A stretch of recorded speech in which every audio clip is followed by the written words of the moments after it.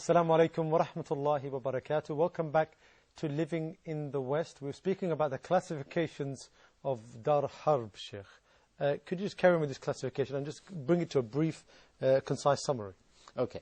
Bismillah ar-Rahman ar-Rahim. What we were saying is that Dar al-Harb or Dar al-Kufr is classified mainly into two classifications. And this is the land of war, we're saying. The land of war. Okay. Okay.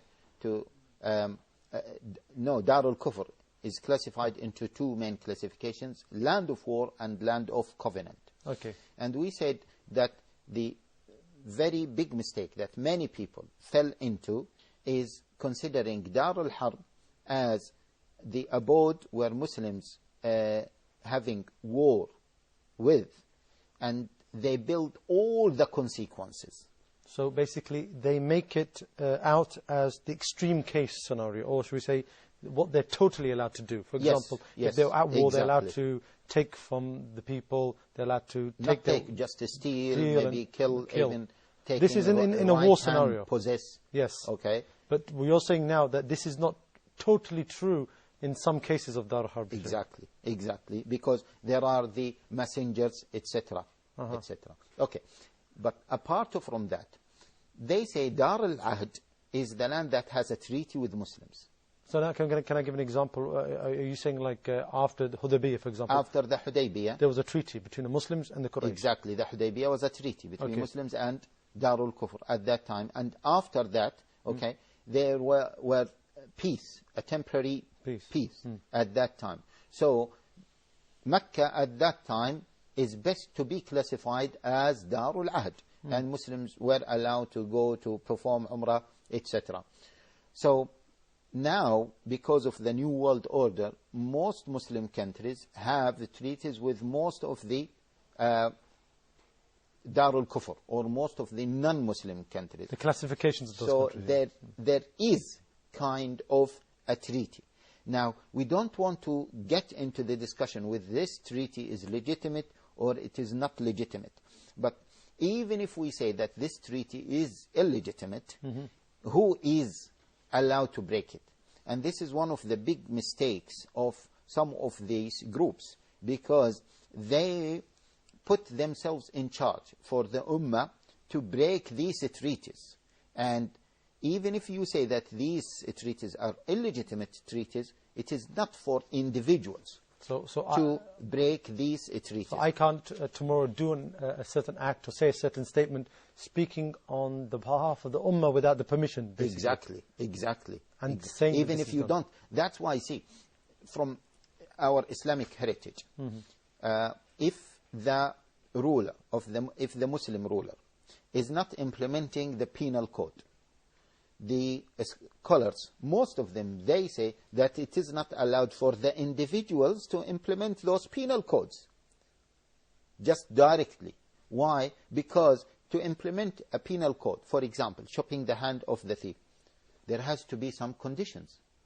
Is that true or not? Yes. Who is going to verify whether these conditions have been fulfilled before applying the had? It is what? It is the system. So there's going to be anarchy. Everybody's going to apply it as a civil. And everyone, based on his ijtihad, this is the big mistake that many people fell into, and we have to be careful. And we are talking openly here. We are not hiding anything. Many people fell into this mistake. My ijtihad that this is a thief, I have to cut his hand. Later on, his ijtihad will consider someone else as a thief, and he has to cut his hand. A group of people, they might have their ijtihad that, well, X country of the non-Muslim countries have broken their treaty with the Muslims, and therefore it is Darul Harb, and we have to wage war against them. But who gave you this authority? Don't link between the illegitimate contract that has been established between some Muslim countries and some non-Muslim countries as a basis for you to take over the opinion of all Muslims as if you are the Khalifa of them. This, as you said, it will be anarchy, because every group of people will use their ijtihad as a basis for their own actions, and we have to be careful of that. And so in a nutshell, we say that many non-Muslim countries have kind of agreements with many non-Muslim, with many Muslim countries. So there is an element of ahd, there is an element of covenant between those non-Muslim countries and those Muslim countries. This is one thing. It is true that some non-Muslim countries are waging war against some Muslim countries. Then, of course, the inhabitants of those Muslim countries are looking at this country as Darul Harb because it is waging war against them. Similarly, this non-Muslim country and the inhabitants of that non-Muslim country will look at those Muslims as Harbi people. And by the way, this Darul Harb, the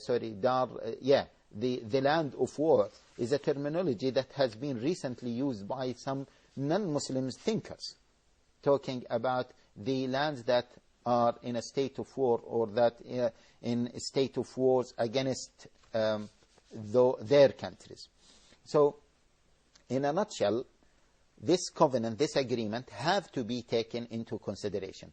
So, we may say that many of those non-Muslim countries are considered to be Dar al-Ahd because of the agreement that have been established between them and many of the non-Muslim, many of the Muslim countries. But here I would like to highlight one other important issue, okay, which might be the conclusion for this discussion. We are talking about living in the West. We are talking about Muslims living in the West. Those Muslims